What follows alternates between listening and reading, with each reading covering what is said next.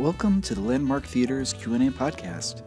In this podcast, you will hear a discussion with director Jay Roach from the film Trumbo, moderated by Jeanne Wolfe, recorded at the Landmark West LA. Yes.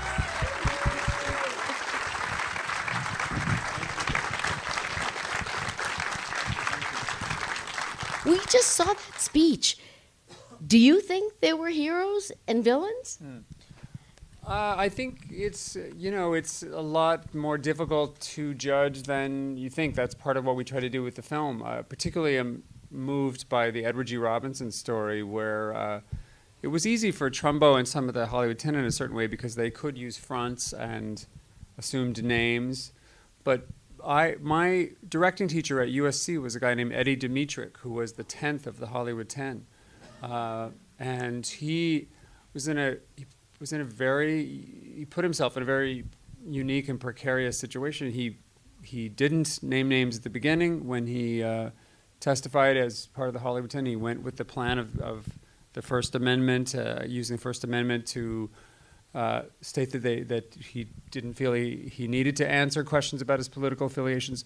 He went to England briefly, came back, and was subpoenaed and convicted of contempt of Congress, went to jail for 3 months, and came out and realized he couldn't work, and he couldn't direct under assumed names. You're in public, and he went back before the committee and actually did name names. And but Edward G. Robinson said he named names that they already knew, so people tried to justify it. I think Dmytryk, if I'm not mistaken, actually named a few additional names. And we were in New York this week, and we did a panel moderated by Walter Bernstein, who was a blacklisted writer, wrote a great movie about the blacklist called The Front, that you may have seen. And he not only told us just heartbreaking stories about his own friends crossing the street to avoid speaking with him. At the panel, Lee Grant spoke to us. Well, she was blacklisted from age, I don't know if you know Lee Grant. I knew her from Shampoo, because she was the hot mom who, the MILF, which they wouldn't have called her that at those days.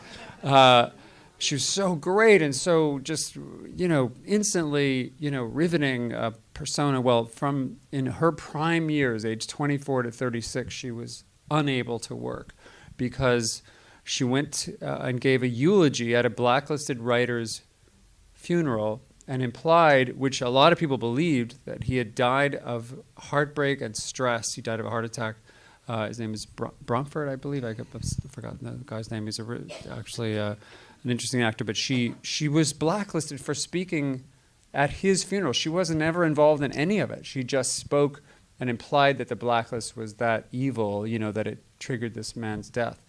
So she's just crossed off the lists. And we interacted with another a woman who just, again, the experiences you have making a movie like this, of people just come up and tell you these stories. And a woman spoke at the Film Forum and said she worked at a studio in the casting department by 1956. It was so ordinary to just that people were blacklisted. She came up with all the ideas that they could come up with for different characters, all the cast lists, like a normal casting director would do. And she would hand it into an office down the hall called clearances, and she would get it back the next day. And, a quarter of them would just be crossed off. And it was people who appeared in Hedda Hopper's columns or in a publication called Red Channels, and you would just be either blacklisted or gray listed, which just meant guilt by association. And they just disappeared. They never came back, many of those people. So, it's I don't know. For me, it was just, I couldn't believe this even happened. And that's Dalton Trumbo couldn't believe it happened. That's what drove this. That's what drove this whole enterprise to try to tell this story. And driving this enterprise, I think you had a few hurdles. You have to set the scene for a period. Well, we also, movie. We have a movie that's supposed to work in this marketplace against, a James Bond movie that's about a communist who is a rich communist, who is a writer, who is in 1947. All those great old commercial chestnuts, that you want to always go back to and again.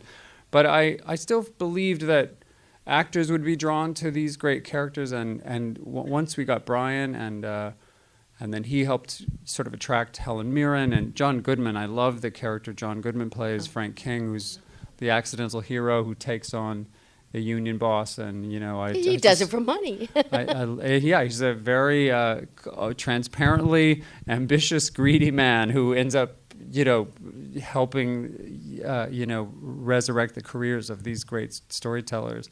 So, yeah, it was, we tried to overcompensate in a way to just make it as accessible as possible, but stay completely authentic. These men were entertaining people, so they all were extremely witty themselves.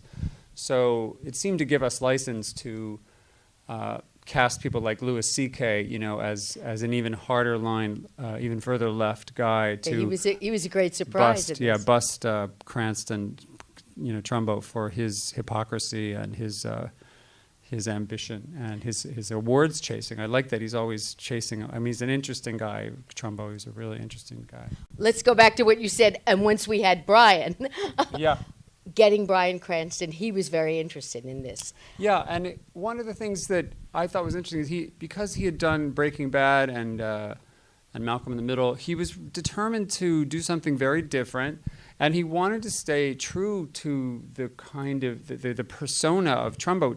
Dalton Trumbo was a very driven, passionate, sort of super earnest and eccentric, but also theatrical. Like he had the cigarette holder and the mustaches. We could have made a whole museum display of the progress of the mustaches from the Clark Gable thing all the way to the big curly, gray thing at the end. And he wanted to, you know, because I was saying, don't you want to, you know, even if we're true to him, do you think modern audiences will accept this sort of old school style of presentation? And he was really good about, you know, dialing it in where we could with the family when it was private time. But he really believed in committing to the theatricality of the man in public. And I thought that turned out to be a great choice because it's so different from what Bryan's done and so specific. But he does it so well. It had to be fun for you to see the pieces come together and Bryan kind of turn into this guy. Yeah, it was interesting. I really loved when he and Louis were together, Louis C.K., because that scene when they're writing, you know, Louis got lung cancer and just still lighting the cigarettes. I mean, this is the cigarette consumption in this movie. Cigarettes and mustaches. I feel like all of us breathes enough smoke, you know, for a lifetime. And poor Bryan just, you know, he actually in real life, his daughters who worked with us said he would perpetually light a new cigarette with the cigarette he just finished. So there was no stopping in the smoke. And so that's hard to picture, but yeah, I just watched this Kirk Douglas interview from, I don't know what year it was 58, I think.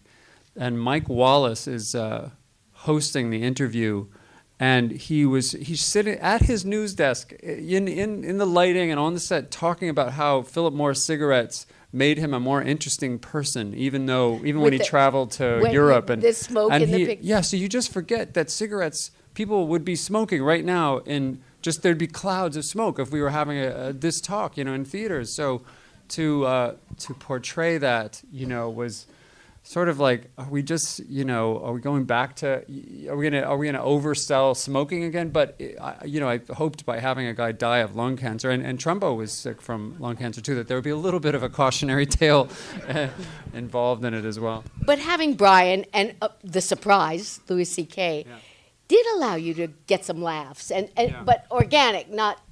Again, I thought it was authentic. I mean, Trumbo's own funeral, his own memorial service, turned into a roast. All his writing buddies just came up and insulted him repeatedly in his own funeral. They were smartasses. They were to a fault, almost arrogantly sarcastic, you know, and it hurt them in the HUAC hearings. You can't quite tell in the archival footage that we have, but when he and Ring Lardner and Howard Lawson, or I think it was Lawson, testified the first day, they were so sure of themselves that the public would get that they were right, that they were kind of sarcastic and they thought they could just throw back quips to the congressman. But the congressman had so successfully manipulated people based on the fear of totalitarian communism, which is obviously real. That was very real. People and most people believed it was real. By 1950, 60% of the American public thought we were already in World War III. So these weren't extreme views. So they actually underestimated the power of that feeling, the fear that pervaded our culture, and they played it wrong. They didn't read the room carefully enough, and they suffered for it. There was a slight backlash even after HUAC, even though Humphrey Bogart and Lauren Bacall and all these people, there was a question to why didn't they just talk? Why didn't they just tell people what clubs they, what organizations they'd been in? So that I liked showing that can be a flaw as well as it can be, a strength to be that witty. That was their superpower. They were writers. They were wordsmiths, but they also were smartasses. that can backfire. I don't know. I know from I experience. certainly didn't remember. Yeah, well, we like those guys. They play well on screen. I didn't remember or know how vicious Hedda Hopper was. Yeah. And when I spoke to Helen Mirren the night of the premiere, she said, "Oh, Jeannie, you forget. A lot of Hollywood agreed with her." Yeah.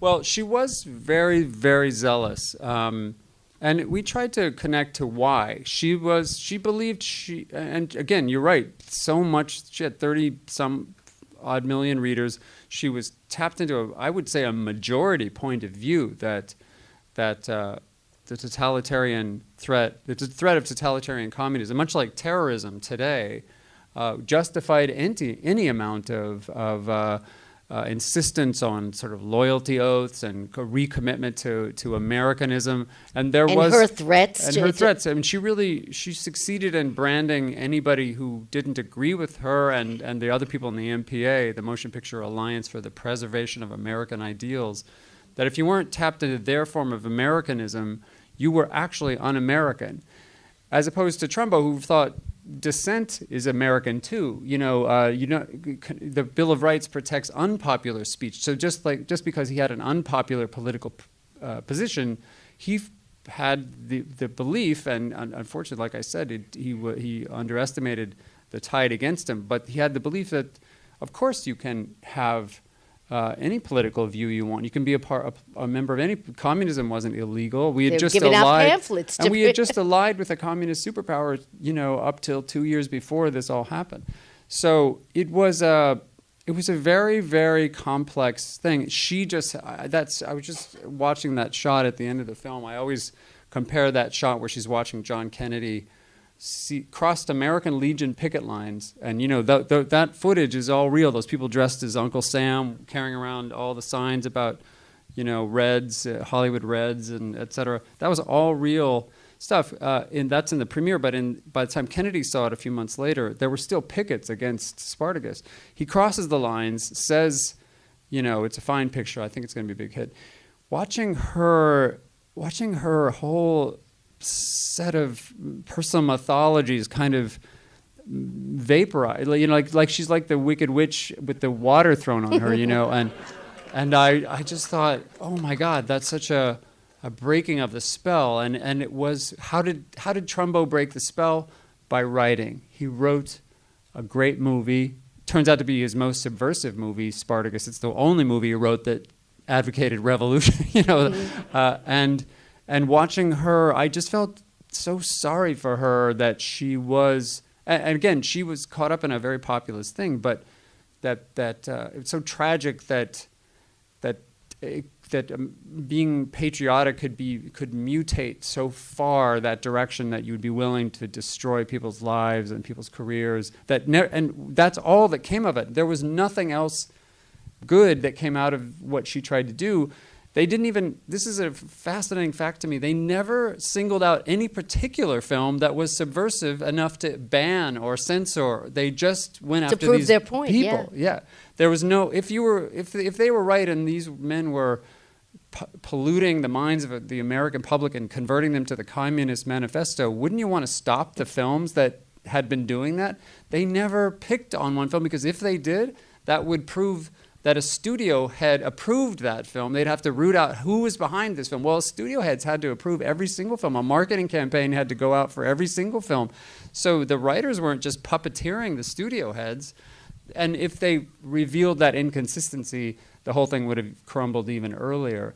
So anyway, you can tell I like talking about this, but I find it astonishing that I'm astonished it happened, and I do think it could happen again. I think this film is as much about today as it is any period, because this is a pattern in history to take a fear of a legitimate threat. Terrorism is a legitimate threat, but nowadays that can be political manipulated correctness, to saying make the wrong political word. points. But to make a political career for yourself, you can say all Muslims are terrorists, or you can say everybody who's crossing the border from the south, is a criminal or a rapist. You can say whatever you want and make hay with it if you tap into the fear of the average. I think you're referring to someone who's done just that. I don't. And by the way, it's not I do think there's a partisan element to this, but I do think that political parties on both sides have tried this. It's an old technique of propagandists to use fear, and I just think right now, there are a few specialists who are doing a good job. And there are a few political hearings, congressional hearings, where your taxpayer money is being wasted by the millions to go after something that never amounts to anything, and hundreds of hours of testimony, thousands of pages of documents, and what do you have to show for it? You have a few political careers. Richard Nixon's was burnished by being on HUAC. That's when people noticed Richard Nixon for the first time. And that kind of political opportunism is very current. This film is about today, I think, as much as, you guys, you tell me. You tell me. Well, getting back to the acting part. Yes. Thank you. Helen Mirren actually said, I needed Jay. I was a little scared of him, with the hats and her attitude. And when you have someone, you've worked with greats, but someone like Helen Mirren, how do you direct them? How do you have the courage? Well, she didn't need any help wearing hats. No, I don't mean the hats. She said about the acting. She's the best hat wearer I think we have in our entire culture. Think of the Queen. She's like. I knew she could handle the hats, and there were some great hats. Our costume guy. I love that they have them all displayed in a cabinet outside. I took a picture of her. We were here a week ago, and she was kind of with her hands on the glass, just ogling the hats, and anyway, that's funny, but it also was part of the distraction, if you will, that Hedda was so great at. She created a persona, a larger than life, a genuinely theatrical kind of persona, and then she became very popular, and she was in her newsreels and had a TV show and on radio and in her columns. But 80% of her columns sometimes was all political. She is known to have been very instrumental in getting Charlie Chaplin to leave America. And 2 weeks before she died, years later, she said, "Just don't ever let Charlie Chaplin back in America." Like, she was so zealous that and again, her son was in the war. She did. That those views were common, and she saw herself as a patriot, and maybe even more important, she saw herself as a protector of her own industry, because she really did believe these lefties, these subversives had kind of not only polluted movies, but had polluted the minds of the workers of the film industry to the point that they would want to strike. That I saw this testimony of Walt Disney at the HUAC hearings. It's you just type in Walt Disney HUAC hearing, and you can hear Walt Disney say that he can't understand that the workers, his animators, his workers would ever want to strike for better hours, safer working conditions, health benefits, unless they'd been sort of corrupted by the communist infiltrators. Like the disconnect with.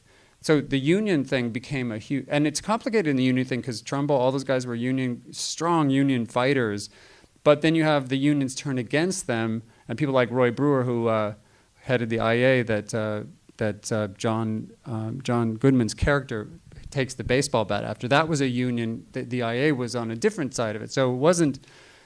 the union thing was. I don't know how many of you are all guild members. I'm a guild member, and wow, when you look back at the complicated guild situation and all the guilds, including you see him give that speech at the Writers Guild. That was the Writers Guild trying to make up for the fact that they turned against all the blacklisted guys. So all the guilds did, and the Academy did too, by the way. So with the kind of strong feelings you have about the issues in this movie, did you have to constantly remember, hey, this is a movie. I got to keep people in their seats. I got to keep, sure. Yeah. And you know whose voice I channeled to do that was Trumbo's. Trumbo was a zealot, in a way, and a preacher and an orator. But he also was an entertainer, and he always would undercut his message with some self-deprecating joke. And his letters from jail, if you ever have time, the movie's based on the book by Bruce Cook, which is fantastic. And there's a new issue with John McNamara, our screenwriter, wrote the foreword to it. There's another new biography by Larry Sepler and Chris Trumbo, his son. But the book I also recommend you should check out is, if you are interested in the subject, is a book of letters called Additional Dialogue. It was a compilation of Trumbo's letters that was partly turned into a play by Chris Trumbo and then a great documentary.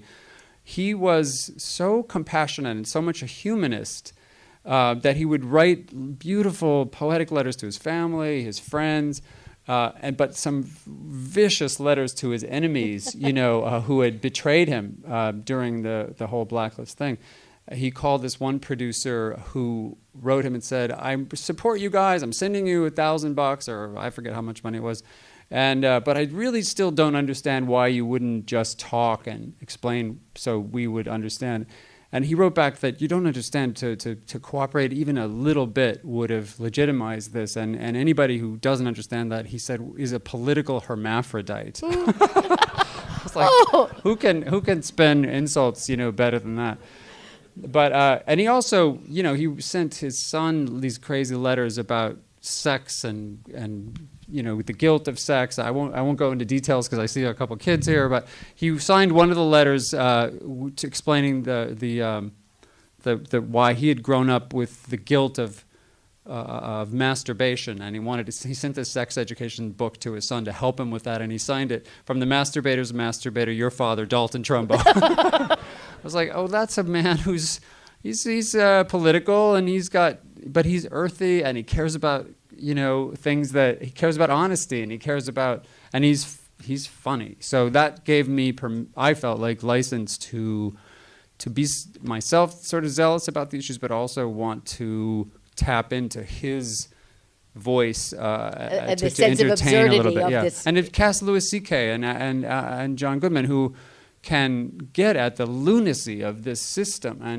and the ridiculousness and to show that Trumbo could use that wit to use his writing power to sit and mutter the lines to himself of these characters and write Roman Holiday, the brave one, win 2 Academy Awards, write Spartacus, Exodus, talk Preminger and getting him credit on Exodus, and delight the audiences so much that the studios and many other writers too, studios, what are we doing? We're not stopping them. We haven't stopped any of them. They're doing great work, and they're doing some of our best work. We look like idiots. And that's when the whole thing, that's when Helen, that's when the spell is broken and someone threw water on the Wicked Witch and it just all dissolved. So. Speaking of awards, this is the season when the movies come out, and even though it's months away, everyone talks about all the different awards, and they're talking about Trumbo. And I think Bryan Cranston and many of the cast members are on their mind. But also, don't you think that this community understands what a feat you've undertaken with this movie, and what would it mean to you? It's an interesting film. It kind of there are some. I feel like there's definitely a nice vibe about the film, but I also think some people have trouble with it, and that's okay. But the only thing I really hope is that people acknowledge what John McNamara did, the screenwriter. That's the guy. I feel like by tapping into Trumbo's.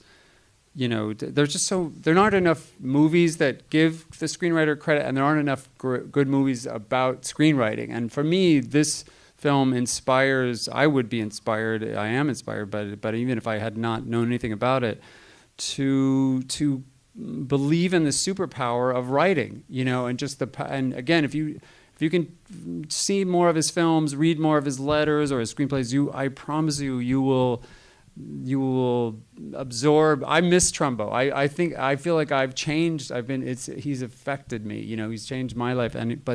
But I really hope that John McNamara's screenplay gets noticed. That I really care about. What would it mean to you if this film or elements of this film or you were acknowledged as the giving out of statuettes? I think there's so many great films this fall. I really have zero expectations, but I will say it's a complicated thing because we screened the film at the Academy a little while, a week ago. A couple weeks ago, I was there. And on this, if you've been to the Academy Theater, on either side of the screen, both sides of the screen are two giant golden Oscars, right?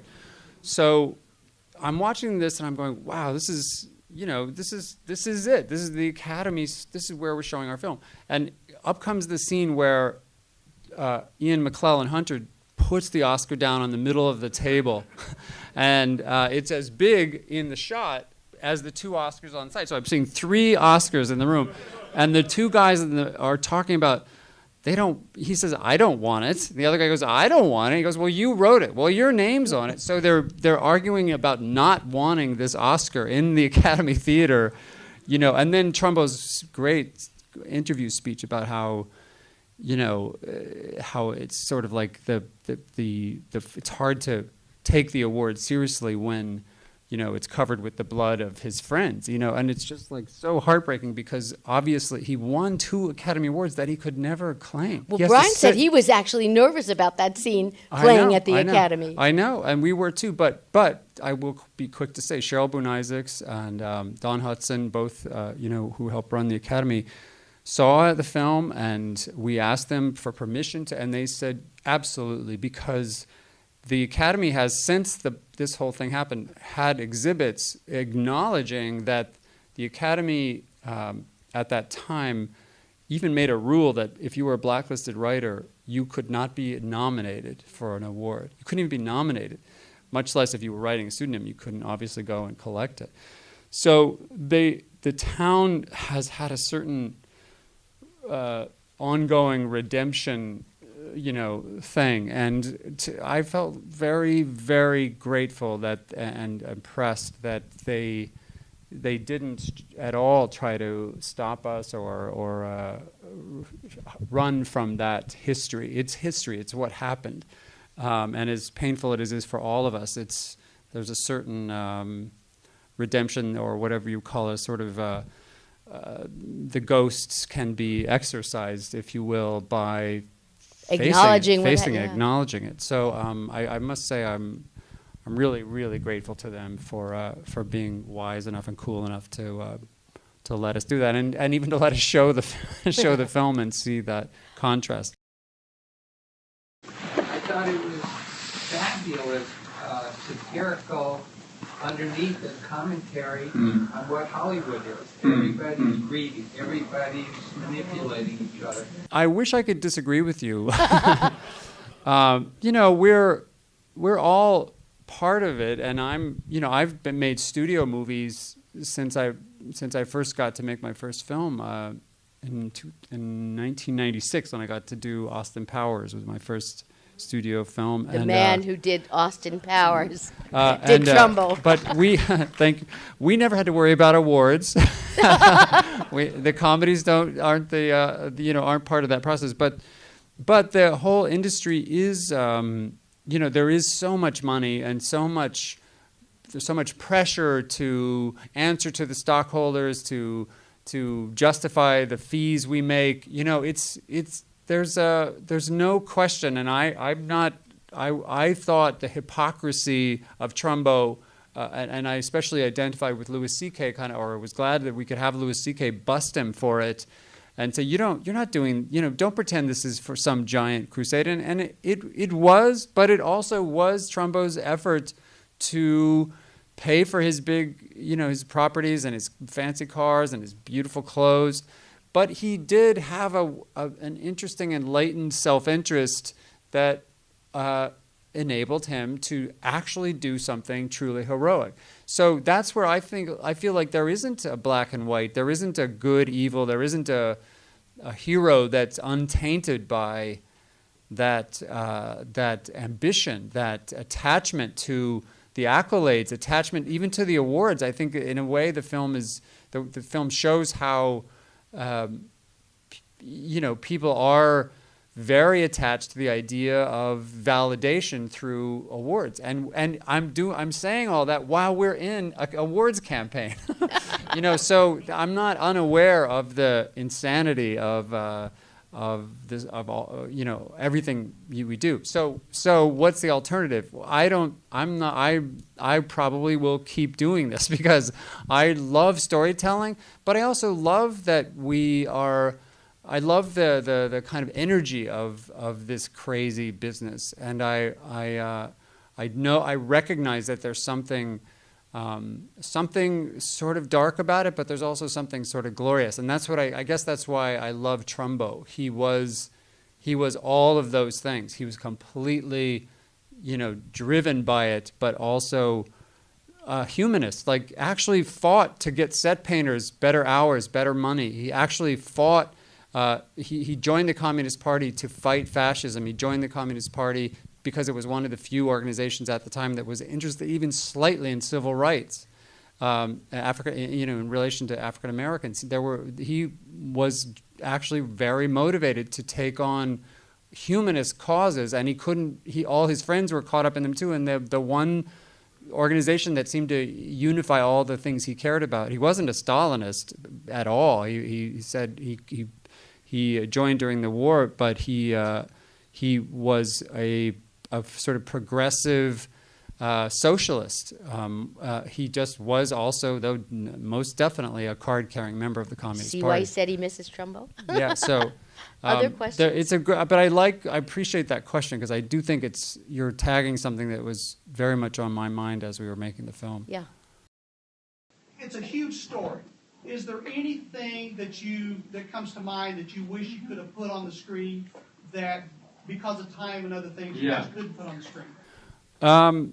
There are a few things. We cut out a few things that I really loved. I don't. In comedies, I used to have the consolation of saying, "Well, they'll be on the DVD extras."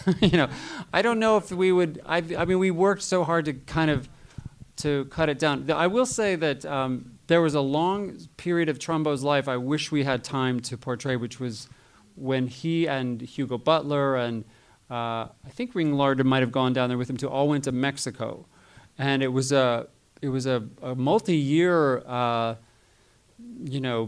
expatriate sort of situation where they felt like they just didn't want to be here anymore, and they wrote. He had the dream that they could go down and write for Mexican soap operas and make films down there, and it just didn't quite materialize. So they continued to write things that were connected to the Hollywood film industry, and they out of that. Part of that experience came writing The Boy and His Bull, which became The Brave One, which, again, that hasn't been available to be seen until just recently. It's a really, really great little movie, The Boy, but it's just about a kid who raises a bull, a pet bull that he falls in love with, but of course, it's a bull. It's doomed to go to a bullfight, and you know what happens in a bullfight. So but I wish we'd had time to portray that, but it was so much of an episodic departure from the kind of battle that he was in the middle of. But it was a 13-year process. This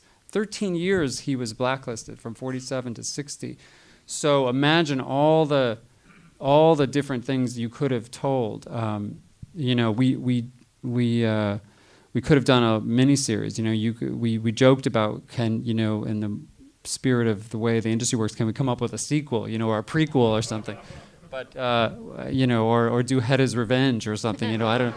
But I feel like it did find we screened it a lot and showed it to a lot of people and talked to a lot of people. I feel like it sort of found its correct length, right. And I'm very happy with the way it turned out. When this film started, did you have any challenges in getting the product funding? Yes, we did. John worked on it for years. He started thinking about it 31 years ago, he says, because he took classes from Ring Lardner, Ian McClellan Hunter, and Albert Maltz at NYU. But he didn't really seriously start writing until about 7 years ago, and he tried for 2 or 3 or 4 years before I got on it to sell it. And then once we got on it, I worked with him some more. Hedda Hopper wasn't really a huge part of his version, and I had thought she would be a better antagonist than John Wayne. John Wayne, I do think, had an important role. He was president of the MPA and unapologetically, rabidly anti-communist. But Hedda, stood, head and shoulders above him in terms of her zeal. John Wayne didn't look good in that kind of hat. Yeah. But she fought with him. I mean, he would let people off the hook if they just would go a little distance towards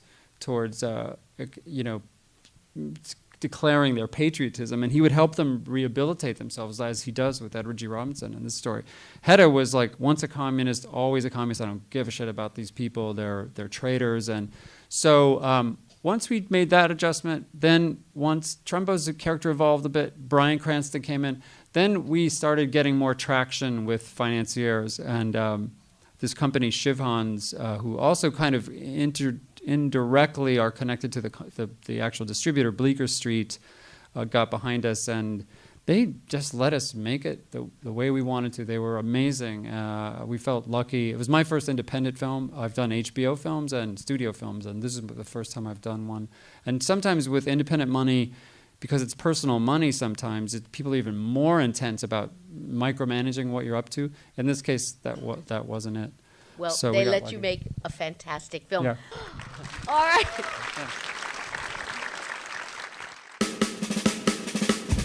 I love our country, and it's a good government, but anything could be better. You talk like a radical, but you live like a rich guy. It's the perfect combination. The radical may fight the purity of Jesus, but the rich guy wins with the cunning of Satan. Your next deal is going to make you the highest paid writer in Hollywood. Where do I sign? Are you not, or have you ever been a member of the Communist Party? Many questions can be answered yes or no only by a moron or a slave. No studio will ever employ a member of the Communist Party. Decent Americans feel that Hollywood is just a haven for overpaid traders. Buddy, I got nothing to say to you. we do what everyone says we can't. We write. Are you out of your mind? Congress has no right to investigate what we think or how we make movies. I'll write you a movie. And you don't want your name on it. No, you don't want my name on it. Especially if you're still up to stuff. Are you? Perpetually. The blacklist is alive and well, and so is the black market. We should all be prepared to go to prison. I don't think you're willing to lose all of this just to do the right thing. You don't end something like this by giving them what they have no right to ask. Phone for you. Oh, who is it? But there's a good story in there about one man who tried to take on the whole world. And what's the title? Spartacus. If we get one big movie, we can get all the big movies. Then this whole rotten thing could collapse. If there is some other writer's name on it, don't believe it. Fire Dalton Trumbo. I don't think you and me are going to be pals.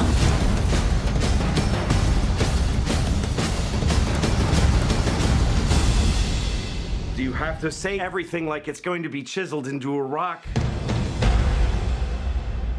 Whisper a movie you've written in secret. Maybe I've even heard of it. Maybe you have.